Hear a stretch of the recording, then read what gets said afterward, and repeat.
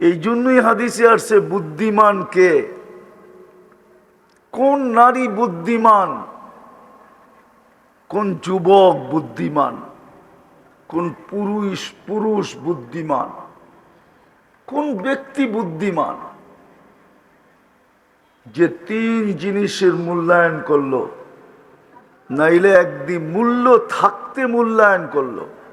আজকে মূল্য আছে যদি মূল্যায়ন হয়, আমি যদি মূল্যায়ন করি তো আজকে মূল্য আছে, আর না হইলে ওই আল্লাহওয়ালার কথা সত্য হবে। দেখি আপনাদের দিলে লাগে কিনা। ওই আল্লাহওয়ালার কথা সত্য হবে যে কবরস্থানে বসে কাঁদতেছিল, আর যুবক যে জিজ্ঞাসা করতেছিল, বাবা তুই কবরস্থানে কাঁদিস কেন, তোর কি কেউ মারা গেছে? বলছে না। বলছে তাইলে কবরস্থানে কাঁদিস কেন, তোর কান্না দেখবে কে? আর যদি কোনো প্রয়োজনই হয় তো তোর প্রয়োজন মিটাবে কে? তো কবরস্থান ছোট না, বিশাল কবরস্থান,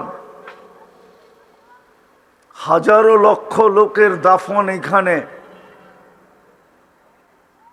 তোর প্রয়োজন কে মিটাবে? চল আমার সাথে লোকালয়ে, ওইখানে কাঁদলে মানুষও দেখবে আর তোর প্রয়োজনও হয়তো কেউ মিটাবে, কোন সদয়বান ব্যক্তি পাওয়া যাবে।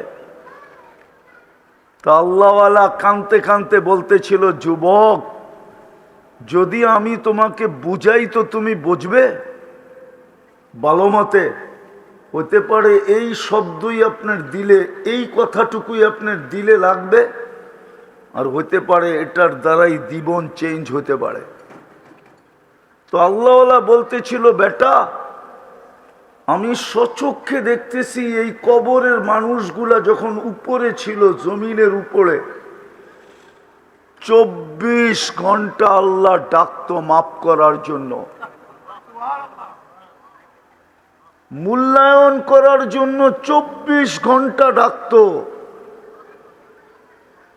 কিন্তু এই কবরস্থানের মানুষগুলা বেশিরভাগই হাত উঠাইতো না, মূল্যায়ন করতো না, মাপ পাওয়ার জন্য হাত পর্যন্ত উঠাইতো না। বেটা আমি এখন চোখে দেখতেছি সবাই ভিতরে মাপ চাইতেছে কবরের ভিতরে, কিন্তু একবারও আল্লাহ তাকায়া দেখে না।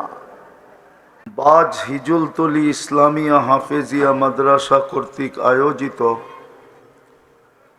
উক্ত মাহফিলের সম্মানিত সভাপতি, উপস্থিত ওলামায়ে কেরাম, এলাকার বিভিন্ন জায়গা থেকে আগন্ত মুসলমান ভাইয়েরা, বিশেষভাবে যুবকরা যেই পর্যন্ত লাউড স্পিকারের আওয়াজ পৌঁছতেছে, যদি শোনার সুযোগ থাকে, পর্দার অন্তরালে মা ও বোনেরা,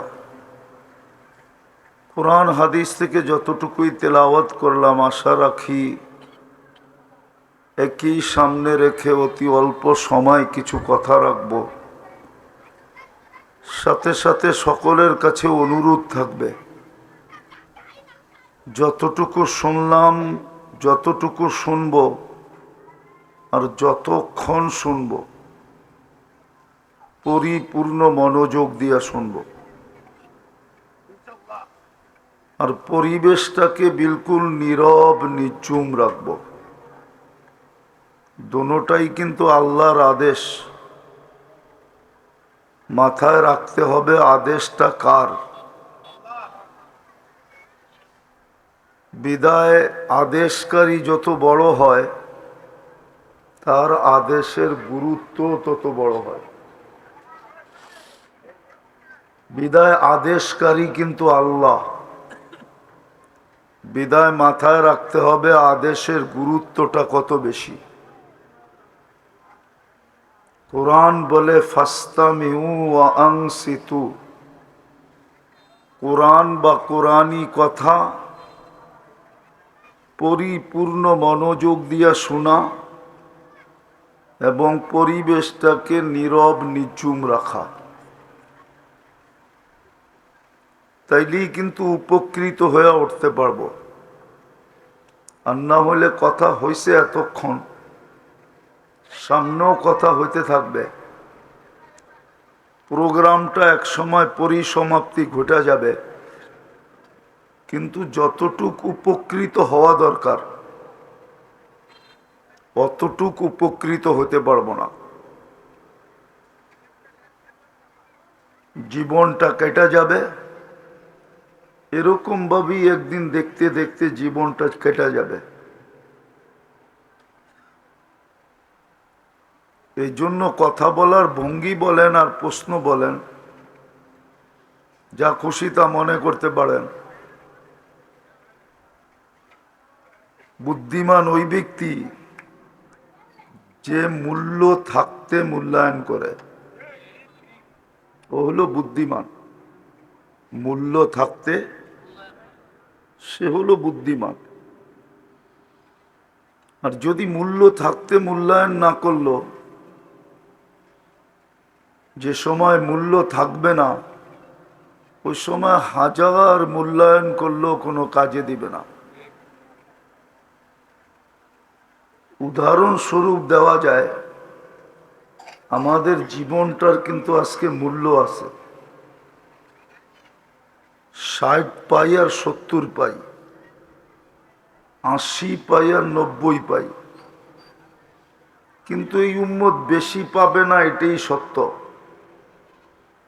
যদি বেশি পাইতো তাহলে আল্লাহর রসুল এই কথা কোনোদিন বলতেন না, আমার উম্মতি বাইনা 60 আও 70।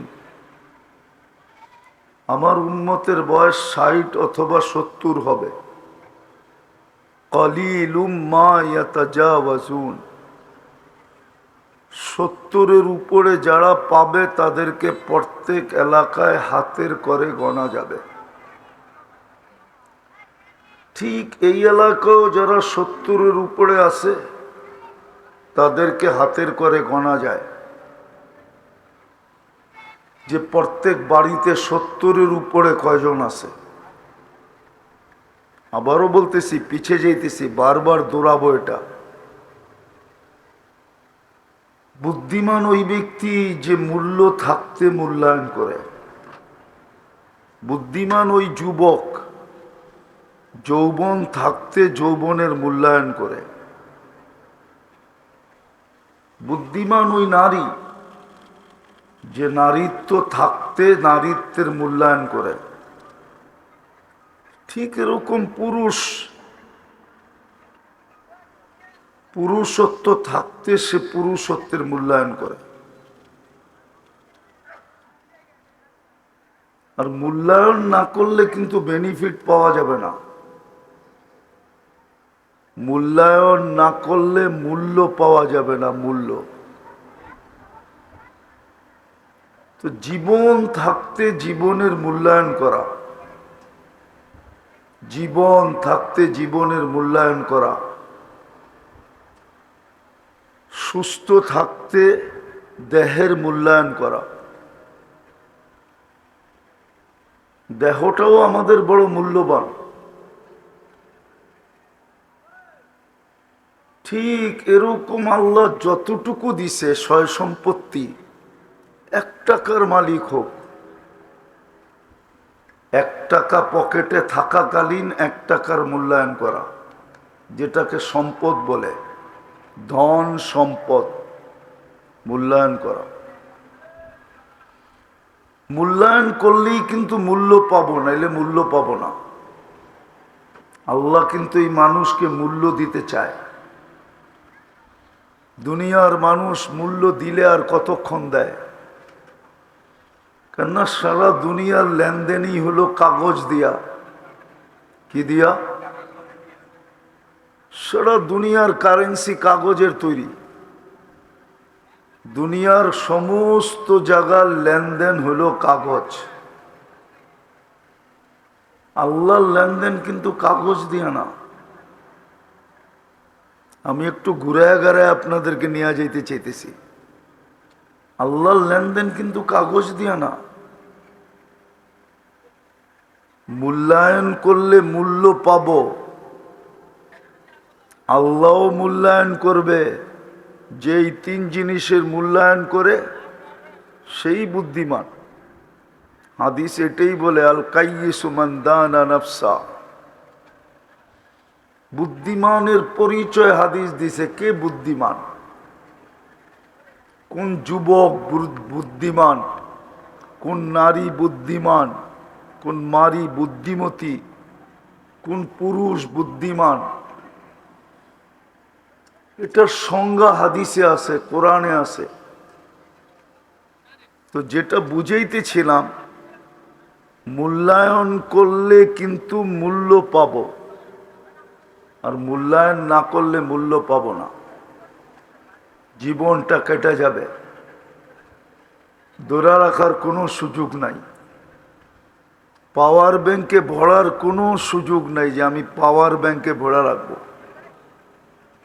কোনো সুযোগ নাই। মূল্যায়ন করলো যেই গতিতে কাটবে, মূল্যায়ন না করলেও ওই গতিতেই কাটবে, গতির কোনো পরিবর্তন হবে না। জীবনের গতির কোনো পরিবর্তন হবে না।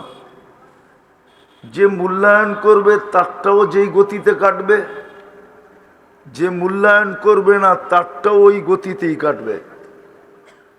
কেননা দুনিয়ার মানুষের হাতে আল্লাহ সময়ের কন্ট্রোল দেন নাই, সূর্যের কন্ট্রোল দেন নাই। সূর্য তার গতিতেই উঠবে, গতিতেই ডুববে। ভালো মতে বোঝেন, কাজে দিবে কিন্তু, নাইলে বড় আফসোস করতে হবে। আর আফসোসের কথাগুলো কোরআনে লেখা আছে, কে কিভাবে আফসোস করবে, হাদিসেও লেখা আছে। এই জন্য হাদিসে লেখা আছে, আফসোস করতে করতে নিজের হাত নিজে চাবাবে, আর আঙ্গুলের মাথার থেকে চাবাইতে শুরু করবে, এই বগল পর্যন্ত আয়না চাবায়া শেষ করবে। তারপরে তার ভিতরে অনুভূতি আসবে যে এখন তো আর চাবানের কিছু নাই, শুধু দেহটা আছে। আফসোস এরকম হবে। তো যেটা বুঝাইতেছিলাম,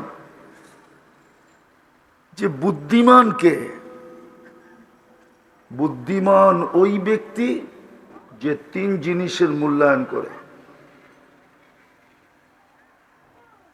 সর্বপ্রথম হলো নিজের দেহের মূল্যায়ন করে, অঙ্গগুলার মূল্যায়ন, অঙ্গের কাজের মূল্যায়ন, কি অঙ্গগুলাকে কিভাবে ব্যবহার করলে আমি মূল্য পাব। দুনিয়াতে না, বললাম না, দুনিয়ার মানুষের লেনদেন হলো কাগজ দিয়া। বিদায় দুনিয়ার মানুষের মূল্যায়ন আমার উদ্দেশ্য না। আমার উদ্দেশ্য হলো আল্লাহর কাছে মূল্যায়ন, যিনি আমাদেরকে সৃষ্টির সেরা হিসাবে অস্তিত্ব দিয়েছেন, যিনি আমাদেরকে কুদরতি হাত দিয়ে তৈরি করছেন, যিনি আমাদেরকে সৃষ্টির ভিতরে সবচেয়ে সৌন্দর্য দিয়েছেন, যিনি আমাদেরকে সৃষ্টির ভিতরে সবচেয়ে সুন্দর গঠন দিয়েছেন, যিনি আমাদেরকে সৃষ্টির ভিতরে সবচেয়ে সুন্দর গঠন দিয়েছেন, যিনি আমাদেরকে এই দুনিয়ার আধিপত্য আমাদের হাতে উঠায় দিয়েছেন। শুধু দুনিয়া দেন না আমাদেরকে, যিনি আমাদেরকে দুনিয়াও দিছেন, আখেরাতও দিছেন। কোন সৃষ্টিকে আল্লাহ দুনিয়াও দেন নাই, আখেরাতও দেন নাই। যদিও আবেদন ছিল, অনুরোধ ছিল, ফেরেশতাদের আবেদন কিতাবে পাওয়া যায়, অনুরোধ পাওয়া যায় যে ফাজআল্লাহুমুদ দুনিয়া, মানুষকে দুনিয়া দিয়া দেন, ওয়াজআল লানাল আখিরা, আমাদেরকে আখিরাত দিয়া দেন। এদের যুক্তিও ছিল, কোরআন ওই যুক্তি বর্ণনা দিছে। আতাজালু ফিহা মান ইউফসিদু ফিহা ওয়া ইয়াসফিকুদ দিমা, কেন বানাবেন? জমিনে যাবে, ফিতনা ফাসাদ করবে, জমিনকে রক্তে রঞ্জিত করবে, আপোষে কাটাকাটি, মারামারি, হিংসা বিদ্বেষ সব কিছু করবে এরা। বিদায় এদেরকে দুনিয়া দিয়া দেন, আমরা কখনো নাফরমানি করি নাই, কখনো করব না। আর সত্য এটাই, কোরআন এটাই বলে, লা ইয়াসুনা মা আমারাহুমুল্লাহ, আল্লাহ যা হুকুম দেন এটা নাফরমানি ফেরেশতার করার ক্ষমতা রাখে না। বিদায় ফেরেশতাদের অনুরোধ ছিল আমাদেরকে আখেরাত দিয়া দেন, কিন্তু আল্লাহরও যুক্তি ছিল। আল্লাহ যুক্তি দিছে, উফাদ্দিলুকুম আলা মান খালাকতু বিয়াদিয়া, আমি যাদেরকে দস্তে কুদরত দিয়ে তৈরি করলাম তাদের উপরে আমি তোমাদেরকে শ্রেষ্ঠত্ব দিব। ওয়াকাদ খালাকতুকুম বিআমরি, আমি তো তোমাদেরকে হুকুম দিয়ে তৈরি করলাম, মানুষকে তো আমি কুদরতি হাত দিয়ে তৈরি করলাম, মানুষদের উপরে তোমাদেরকে শ্রেষ্ঠত্ব দেই কি কইরা? তো ফেরেশতাদের আবার অনুরোধ ছিল, তো আপনার সিদ্ধান্ত কি? কেননা আল্লাহর সিদ্ধান্তই সিদ্ধান্ত। কোরআনও বলে কওলুহুল ফাসল, আল্লাহর সিদ্ধান্তই সিদ্ধান্ত। তো আল্লাহ সিদ্ধান্ত দিছে, জাআলতু লাহুমুদ দুনিয়া ওয়াল আখিরা, আমি মানুষকে দুনিয়াও দিলাম আখিরাতও দিলাম।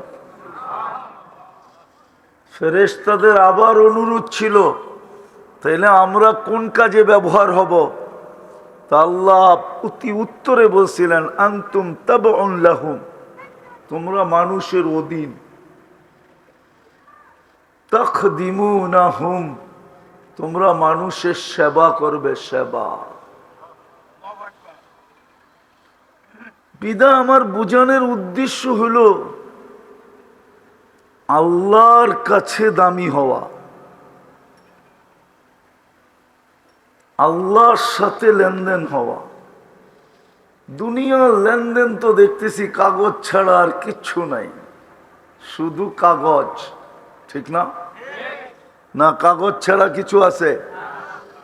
দুনিয়ার সমস্ত লেনদেন, সোনা বেচতে গেলেও কাগজ দেয়, দিলাম সোনা, দিল কাগজ। কিনতে গেলেও কি দিলাম কাগজ, আমাকে দিল সোনা। অথচ সোনা কোথায়, কাগজ কোথায়? একটু ভাবেন, সোনা কোথায়, কাগজ কোথায়, ঠিক না? ছাপা উঠা গেলেই তো অচল, ঠিক না? ছাপ বোঝেন? ছাপ, টাকার উপরে ছাপ থাকে না, ছাপটা উঠা গেলেই তো কি উঠা গেলেই, অথচ সোনা তো সোনাই, ঠিক না? আমার এটা বোঝানোর উদ্দেশ্য না, আমার উদ্দেশ্য হলো আল্লাহর কাছে। এই জন্যই হাদিসে আসছে, বুদ্ধিমান কে? কোন নারী বুদ্ধিমান, কোন যুবক বুদ্ধিমান, কোন পুরুষ বুদ্ধিমান, কোন ব্যক্তি বুদ্ধিমান? যে তিন জিনিসের মূল্যায়ন করলো, নাইলে একদিন মূল্য থাকতে মূল্যায়ন করলো। আজকে মূল্য আছে, যদি মূল্যায়ন হয়, আমি যদি মূল্যায়ন করি তো আজকে মূল্য আছে, আর না হইলে ওই আল্লাহওয়ালার কথা সত্য হবে। দেখি আপনাদের দিলে লাগে কিনা। ওই আল্লাহওয়ালার কথা সত্য হবে যে কবরস্থানে বসে কাঁদতেছিল, আর যুবক যে জিজ্ঞাসা করতেছিল, বাবা তুই কবরস্থানে কাঁদিস কেন, তোর কি কেউ মারা গেছে?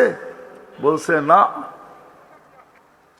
বলছে তাইলে কবরস্থানে কাঁদিস কেন, তোর কান্না দেখবে কে? আর যদি কোনো প্রয়োজনই হয় তো তোর প্রয়োজন মিটাবে কে? তো কবরস্থান ছোট না, বিশাল কবরস্থান, হাজারো লক্ষ লোকের দাফন এখানে। তোর প্রয়োজন কে মিটাবে? চল আমার সাথে লোকালয়ে, ওইখানে কাঁদলে মানুষও দেখবে আর তোর প্রয়োজনও হয়তো কেউ মিটাবে, কোন সদয়বান ব্যক্তি পাওয়া যাবে। তা আল্লাহওয়ালা কাঁদতে কাঁদতে বলতেছিল, যুবক যদি আমি তোমাকে বুঝাই তো তুমি বুঝবে ভালো মতে। হতে পারে এই শব্দই আপনার দিলে, এই কথাটুকুই আপনার দিলে লাগবে, আর হতে পারে এটার দ্বারাই জীবন চেঞ্জ হতে পারে। তো আল্লাহওয়ালা বলতেছিল, বেটা আমি স্বচক্ষে দেখতেছি এই কবরের মানুষগুলা যখন উপরে ছিল, জমিনের উপরে 24 ঘন্টা আল্লাহ ডাকতো মাফ করার জন্য, মূল্যায়ন করার জন্য 24 ঘন্টা ডাকতো। কিন্তু এই কবরস্থানের মানুষগুলা বেশিরভাগই হাত উঠাইতো না, মূল্যায়ন করতো না, মাপ পাওয়ার জন্য হাত পর্যন্ত উঠাইতো না। বেটা আমি এখন চোখে দেখতেছি সবাই ভিতরে মাপ চাইতেছে কবরের ভিতরে, কিন্তু একবারও আল্লাহ তাকায়া দেখে না। মূল্যায়ন করতে চাইতেছে কিন্তু বারবার জবাব আসতেছে, কোনো মূল্য নাই নাই নাই নাই। এই জন্যই আমি কথা এটাই শুরু করছি যে বুদ্ধিমানের পরিচয় হলো 3 জিনিসের মূল্যায়ন করা।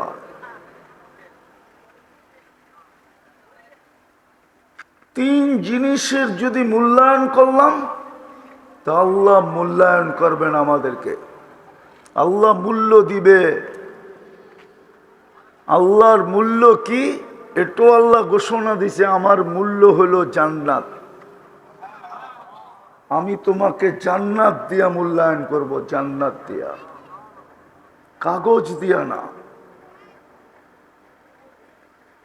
আজকে জীবনের মূল্য আছে। আমি 2-4টা দেখাইতে দেখাইতে আপনাকে যাই, তাইলে বুঝে আসবে সহজে। হ্যাঁ, কতক্ষণ পর্যন্ত মূল্য আছে আগে এটা দেখাই। কণ্ঠনালীতে রু আসার পূর্ব মুহূর্ত পর্যন্ত মূল্য আছে। আমি হাদিসের শব্দ দিতেছি, হাত্তা ইউগারগির। হাদিসের শব্দ হলো কণ্ঠনালীতে রু আসার পূর্ব মুহূর্ত পর্যন্ত। শুধু মূল্য না, অপেক্ষমান মূল্য। আল্লাহ মূল্যায়ন করার জন্য অপেক্ষা করবেন, অপেক্ষা। বন্ধু জিজ্ঞাসা করছিলেন, আমার উম্মতের তওবা কতক্ষণ পর্যন্ত কবুল করবেন? আল্লাহর রসুল কাঁদতেছিলেন। জিবরিল জিজ্ঞাসা করছে, কাঁদেন কেন? বলছে, আমার উম্মতের জন্য কাঁদি। আমার কান্না তো একটাই, উম্মত। যদিও উম্মত আজকে নবীর জন্য কাঁদে না, নবীর দ্বারও দাঁড়ে না। রাগ হয়ে গেলেন? যদি নবীর ধার দাঁড়তো তাইলে যেই মানুষটাকে আল্লাহ বাছাই করে উম্মতে মুহাম্মদী বানাইলো, বাছাই বোঝেন কি?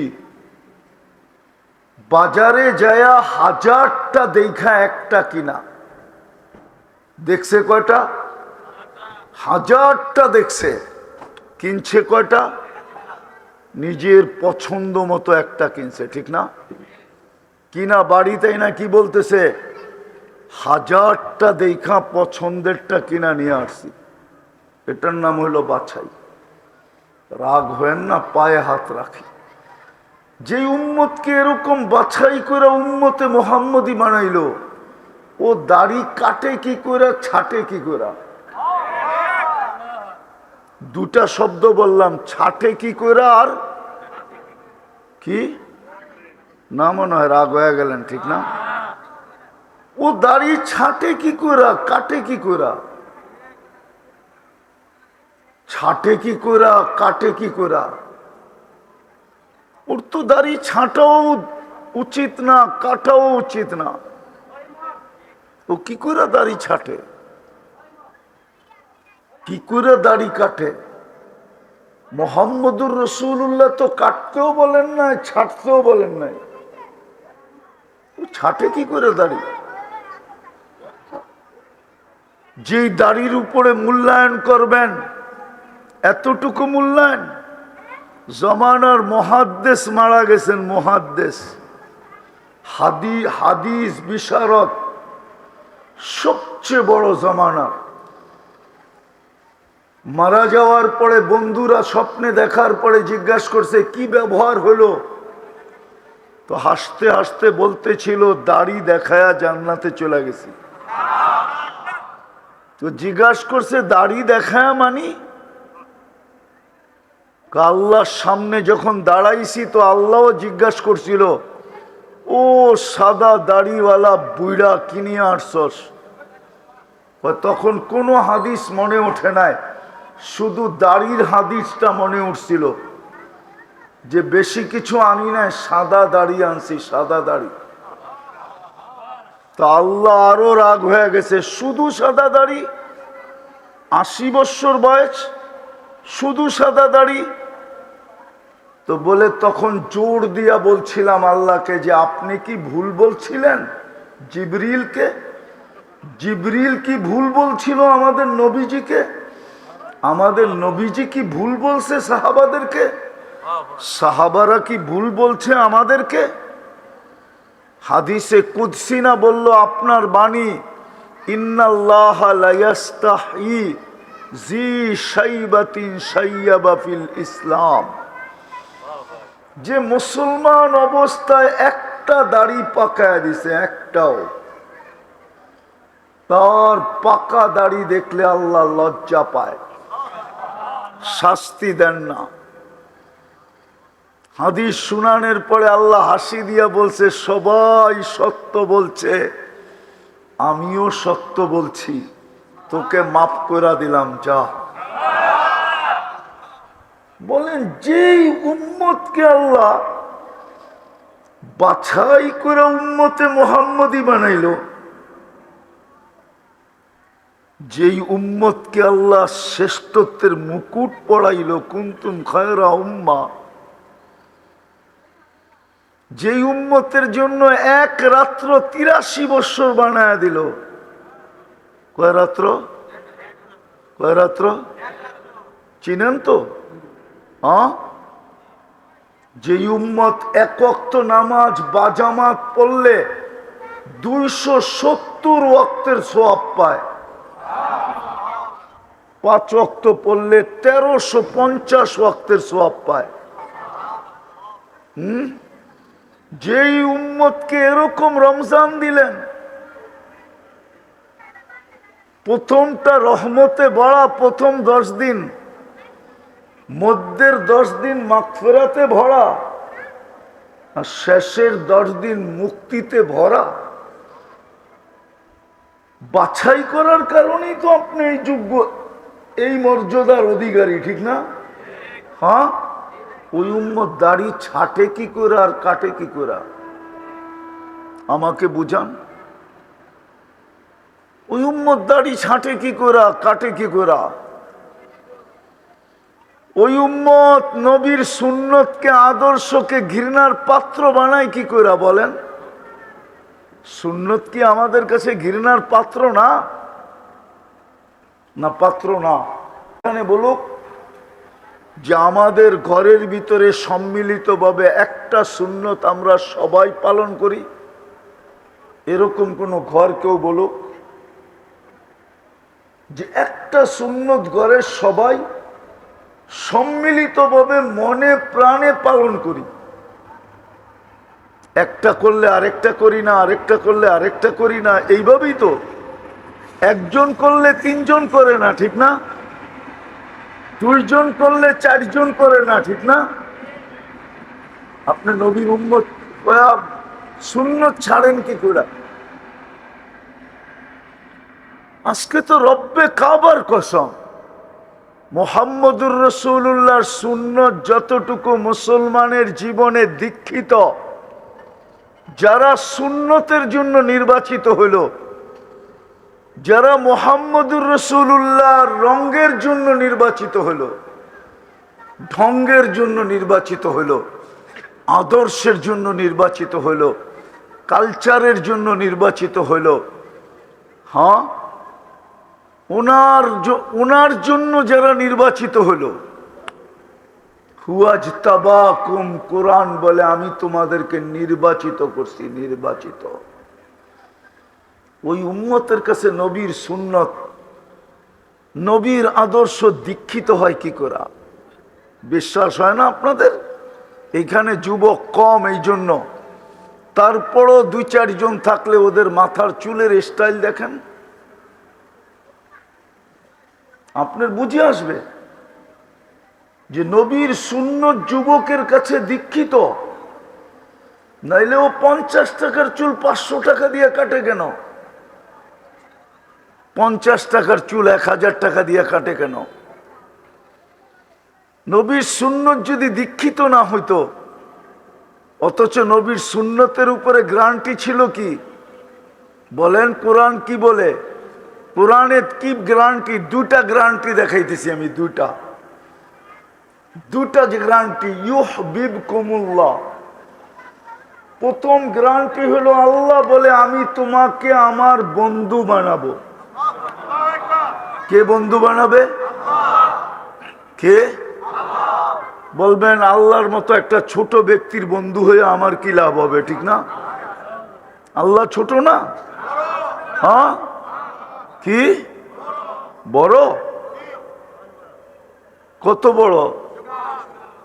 শুধু মুখে বলতেছেন বড়। যদি হইতো তাহলে 5 বেলা কে ডাকে?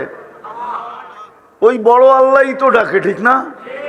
আল্লাহ যদি বড় মহানই হইতো তো মানুষ তো মহানের পিছিয়ে দৌড়ায়, ঠিক না? না দৌড়ায় না? হ্যাঁ, কি কর্মী তো নেতার পিছিয়ে দৌড়ায়, ঠিক না? কর্মীর সামনে নেতা মহান না? কি বলেন? এই জন্য কার পিছে দৌড়ায়? হ্যাঁ, আল্লাহকে যদি আপনি সবচেয়ে বড় মহান মানতেন তো 5 বেলা তো আল্লাহ ডাকে, কোনো মুয়াজ্জিন তো ডাকে না। আওয়াজ না মুয়াজ্জিনের, ডাক্কার। হ্যাঁ, বলেন আমাদের সমাজে কয়জন নামাজ পড়ে? কয়জন পড়ে? আমাদের সমাজে কয়জন নামাজ পড়ে শতকরা? বলেন। হ্যাঁ, শতকরা 10 জন নামাজ পড়ে, 10 জন। 90% নামাজ পড়ে না। তাইলে ও কি আল্লাহকে বড় মানে? হ্যাঁ, মানে? আল্লাহকে তো বড় মানি না। সারাদিন বুক করে কাটটা, হ্যাঁ, কাট্টা পান করেন, খান কাট্টা। হায়াত কার কাছে? রাখে আল্লাহ, মারে কে? মারে আল্লাহ, রাখে কে? সবকিছুই তো আল্লাহ আল্লাহ করতেছেন, কিন্তু ডাকলে তো আসে না। এটার নাম মানা? বলেন, আপনার বিবেককে প্রশ্ন করেন, এটার নাম মানা? মুহাম্মদুর রাসূলুল্লাহর উম্মত, সুন্নত আমাদের জীবনে দীক্ষিত, ঘৃণিত, অবহেলিত, লাঞ্ছিত। আপনি আশা করেন সুপারিশ? কি সুপারিশ চান কিয়ামতের দিন? হ্যাঁ, এত সহজ সুপারিশ?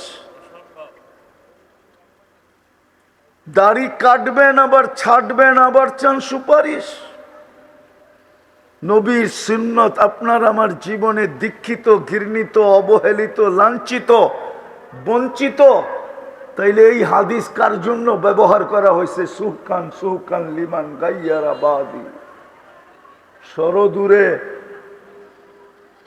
তাইলে কোরআনের তাইলে এই হাদিস কেন হইতো? আজকে 250 কোটি মুসলমান। কত? কত? দুনিয়ার জনসংখ্যা কত? 850 কোটি। 250 কোটি মুসলমান। কত? 60টা মুসলিম দেশ। কয়টা? দুনিয়ার সবচেয়ে বড় টাকা কাদের কাছে জানেন? জানেন? আমেরিকার কাছে, ঠিক না? কানাডা, অস্ট্রেলিয়া, ইংল্যান্ড, ইউরোপ, দুনিয়ার সবচেয়ে বড় টাকা কাদের কাছে? মুসলমানের কাছে। মুসলমানের কাছে, এক দেশের কাছে না, 4 দেশের কাছে। দুনিয়ার সবচেয়ে বড় টাকা কুয়েতের কাছে, বাহরাইনের কাছে, ওমানের কাছে আর ব্রুনাইয়ের কাছে। সবচেয়ে বড় টাকা 4 দেশের কাছে, সবচেয়ে বড় টাকা। মুসলমানের চেয়ে বেশি আইটেম দুনিয়ার কেউ খায় না। মুসলমানের চেয়ে বেশি আইটেম দুনিয়ার কেউ খাবে তো দূরের কথা, চিনেই না, জানেই না যে গোশত দিয়া 1000 আইটেম বানানো যায়। এটা অনলি মুসলমান জানে, আর কেউ জানে না। আমাকে চিনাইতে হবে না, বুঝাইতে হবে না, রাগ হয় না, আমাকে বুঝাইতে হবে না। আমি আপনাদের উন্নত দুনিয়া শুধু নিউজিল্যান্ড দেখি নাই, বাকি সব দেখা শেষ। সব উন্নত দুনিয়ার চড্ডি বড্ডি আমার কাছে গোল। আমি জানি দুনিয়ার কে কি খায়। মুসলমানের চেয়ে বেশি আইটেম দুনিয়ার কেউ খায় না। মুসলমানের চেয়ে বেশি কাপড় চোপড় দুনিয়ার কেউ পরে না। মুসলমানের চেয়ে বেশি আসবাবপত্র দুনিয়ার কেউ ব্যবহার করে না। মুসলমানের চেয়ে দুনিয়ায় সবচেয়ে বেশি কসমেটিক্সের দোকান চলে, কারখানা চলে শুধু মুসলমানের কারণে। মুসলমান মেয়েদের চেয়ে দুনিয়ায় বেশি কসমেটিক্স দুনিয়ার কেউ ব্যবহার করে না। আপনাদেরই এলাকায়ও পাওয়া যাবে কালিয়াকুরে, প্রত্যেক বাড়ি ছোট ছোট একটা কসমেটিক্সের দোকান, ঠিক না? সত্য তো? হ্যাঁ, এত কসমেটিক্স দুনিয়ার কেউ ব্যবহার করে না। আমি চিনি কোন দেশে সোনার ক্যারেট কত, কেলেগা আমার ব্যবসায়ী এটা। আমি চিনি কোন দেশে কয় ক্যারেটের সোনা ব্যবহার করে। মুসলমানের চেয়ে বেশি অলংকার দুনিয়ার কেউ ব্যবহার করে না। চ্যালেঞ্জ, কেউ ব্যবহার করে না। মুসলমানের চেয়ে ব্র্যান্ডের জিনিস কেউ ব্যবহার করে না। ওই এখানে কিছু যুবক দেখা যায়, ওদের কাছে মোবাইল আছে, ওরা এখন ইচ্ছা করলে গুগলকে জিজ্ঞাসা করতে পারে যে আমার কথাটা সত্য কি সত্য না। দুনিয়ায় সবচেয়ে বেশি ম্যাকডোনা মুসলমান খায়, সবচেয়ে বেশি কেএফসি মুসলমান খায়, দুনিয়ার সবচেয়ে বেশি রাডু গড়ি মুসলমান ব্যবহার করে। দুনিয়ার যত ব্র্যান্ডের ঘড়ি আছে সব মুসলমান ব্যবহার করে। দুনিয়ায় যত ব্র্যান্ডের গাড়ি আছে সব মুসলমান ব্যবহার করে, সবচেয়ে বেশি। এমনকি 24 ক্যারেট সোনা দিয়া মোড়ানো যেই গাড়ি, ওটাও মুসলমান ব্যবহার করে, দুনিয়ার কেউ ব্যবহার করে না। দুবাইয়ের যুবরাজ ব্যবহার করে। এন্টার গাড়ির পাশ সোনার, ওটাও মুসলমান ব্যবহার করে, ব্রুনাইয়ের বাদশা ব্যবহার করে। এক গাড়ি না, একাধিক গাড়ি। আপনি নেটে জিজ্ঞাসা করেন, আমারটা কোটিং করেন, তারপরও মুসলমানের এই দুরবস্থা কেন?